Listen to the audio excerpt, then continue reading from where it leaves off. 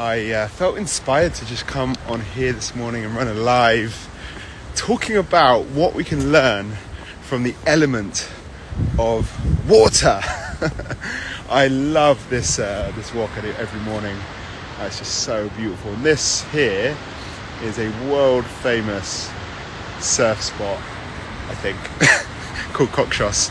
And there's only one surf out this morning, but usually the waves are epic. But I love coming down here and getting into the elements and really learning from nature. It's a really big thing I'm learning right now, especially as I'm on my sort of path of trying to live by the Tao, learning Taoism, which I just encourage you to go and Google. I won't try and explain because I remain a humble student, but I am learning. And I want to talk today about how and what we can learn about the element of water, how it can help us live a really fulfilling life, but also how it can help us grow our coaching business. And there's three things that I've particularly learned from reflecting on and really learning and observing the element of water. And the Tao Te Ching refers to water in many, many of the verses. It's maybe perhaps their favorite element. And there's three reasons which I want to talk about today. And the first is this idea of humility. Now, in the world we live in, where perhaps we are told to turn up and be loud and quick reels and shove it in their face and get people's attention in the first 3 seconds, and these reels that are just kind of want to give you an aneurysm when you watch them. We live in a world where perhaps humility isn't encouraged, humility isn't perhaps rewarded. But I want to argue today that humility is the way, and it's also the way to grow a business. It may feel like that doesn't make sense, but let me share. So there's a verse in the Tao Te Ching which basically says something like, all streams lead to the sea.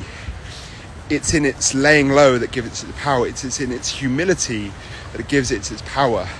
I think it then goes on to say, if you want to lead people, you must place yourself below them. Now, it feels really paradoxical, doesn't it? And it goes against a lot of what perhaps we've been conditioned to believe. But I see it personally time and time again.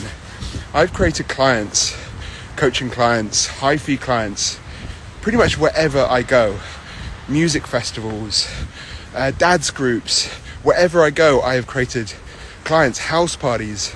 But the thing is, there may be a false understanding that I go in and show off and tell people I'm a coach and I can do this for you and I can do that for you, and try and fix them in the spot and ask them lots of questions and wow them with my coaching abilities and manipulate them. And it's absolutely not. All of these clients have come to me, and not once in any of those interactions have I spoken about coaching.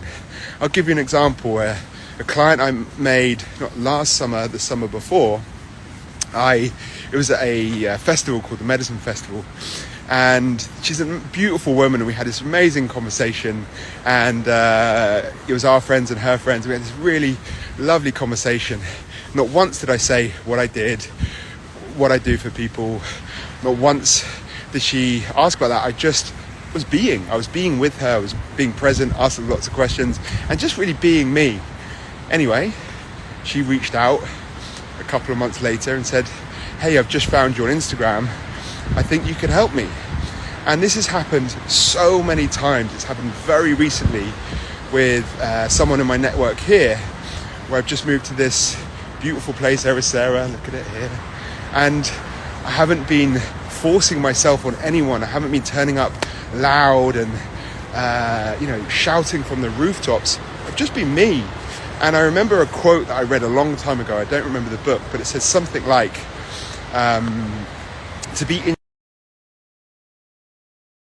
your mind whenever going to new places. And it's true, right? If you think about the people that you like to hang around with the most, why? because they ask lots of questions, they're present with you, they're not trying to force their agenda down your throat, they're not trying to force their opinions down your throat, they're just being with you. And that's all I do. I turn up and I be with people, ask them questions, be interested, not because it's fake, because you just genuinely are. And whenever I turn up like that, people just want to be around me more, and people start researching me, finding me on the internet, finding me on social media, and eventually reaching out. And it's happened time and time again. This is the power of humility. This is the power of laying low. People will find you when you lay low. And it's fascinating, those moments of when they go, hang on a minute, I've been talking all this time, what do you do?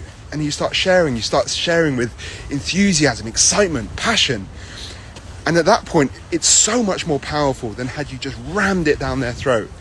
Now, this goes against a lot of what we're conditioned and how we're conditioned to live in today's society. But I am seeing personally, this is the way I want to live.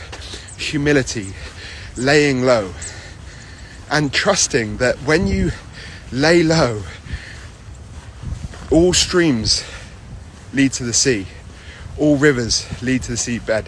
It's in its humility that gives its power. And that's the way I want to live. And that's the first thing I've learned from the element of water. The second is giving. See, water, all of nature gives without any expectation, without any question of, is there enough? There's no lack in nature. It just gives. Water gives without any condition to everything. With rain, streams, river, trees, plants, water just gives. And it not once asks, hey, who's going to look after me? Who's going to give to me? It's in that giving that makes it infinite, eternal. And again, this is another thing we can learn from water. And another lesson from the Tao Te Ching is it's in that giving where all our needs are met. When you give without condition, without expectation, all your needs will be met. And now this is nuanced, because when you can hear that and go, oh cool, I'm just going to go and give to people, and then my needs are going to be met. That's not the point. That's not the point. Water doesn't operate that way. So giving without expectation is how we get all our needs met, like water, like nature. And the only reason why we consider ourselves separate to nature is because we have a self. But if you remove the self, there would be no challenges, no problems, and we would live in this perfect harmony of giving and receiving, and just being in this flow of life. And I think about this all the time down in this walk, of just how balanced and how in equanimity nature is. And it's only our sense of self that separates us from that. But much like water, when you give, there's just a natural flow, and all streams lead to the seabed. When you just give, lay low, and come from a place of humility, it always comes back to us. And the third thing that I think we can learn from water is the idea of full immersion. So one of my gifts, I suppose, is that I fully immerse myself in everything I do. One of my kind of guiding mantras, two of my guiding mantras, one from, I think, Brené Brown, said, I know I'm going to fail, but I'm still all in. Something like that. No, it's surrender to the outcome and go all in. And that's a mantra that I have really aimed to live by. The outcome I'm not in control of. What I'm in control of is my attention, my energy, my embodiment, my focus. And that has paid off so much in my life. Full immersion. And if you think about water, again, water doesn't hold anything back. It just fully immerses itself. I think we hold ourselves back because we think it's finite. We think there's an end. We think there's, if you think about a sponge, water goes into a sponge. I think as we have this sense of self, we think, well, if I immerse myself in it, I won't ever come out. But of course, if you just squeeze the sponge, the water comes out. And that's the third lesson I think I've really learned and we can learn from the element of water, is just fully immerse yourself in everything you do. You know, and this also, there's a beautiful heron down there. Sorry, I'm just walking down by a cliff. I want to make sure I don't fall down the cliff. And this is also, it's what's the fucking word I'm looking for? It's also true for client creation, right?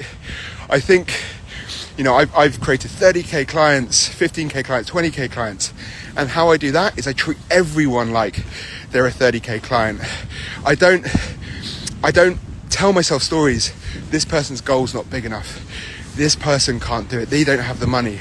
I treat everyone as if they were at that final,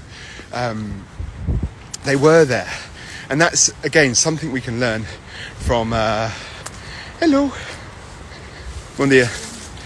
That's something we can learn from the element of water, is full immersion. I said there was going to be 3, but there's a 4th. And that is just the power of consistency. One of my clients said the other day, I was guiding him through this thing, and he said he had a vision of a bucket. You know, he said you throw a bucket of water against rock and it does nothing, it just splashes off. But if you have a drip of water dripping on that rock consistently, it will eventually cut through the rock. And again, that is the power of water. Water is the most powerful element there is, and it's with that consistency that it I'm spoiling you, it's with that consistency that gives it that power. So that is what I can learn from the element of water, and there's obviously so much more about, it's actually in yielding. I'm going to give you 5, fuck it. Yielding, again, gives water its strength. Water yields, and with its yielding it finds a greater path, a path of least resistance. We often think, no, I'm not going to yield, I'm going to force my way through it. And all we end up doing is just creating frustration, tension in our body. It's actually in yielding that gives water its strength, because water will find the path of least resistance, and it'll always find itself to its seabed, where it is still, where it is surrounded, where it's in total abundance. So actually it's in yielding that you find your strength, not in the force. So those are my 5 lessons from the element of water, and I'm going to try and remember them off the top of my head because this has been very impromptu. But consistency, yielding, total giveness, like giving, just giving without expectation, full immersion. I can't remember what the first is. Water is so adaptable, and if we think about it, we can learn so much from every element. And in the Tao Te Ching, water is probably the element that's referred to the most. And that's why I love this walk. I'm just going to give you a little view of my walk. I love this walk.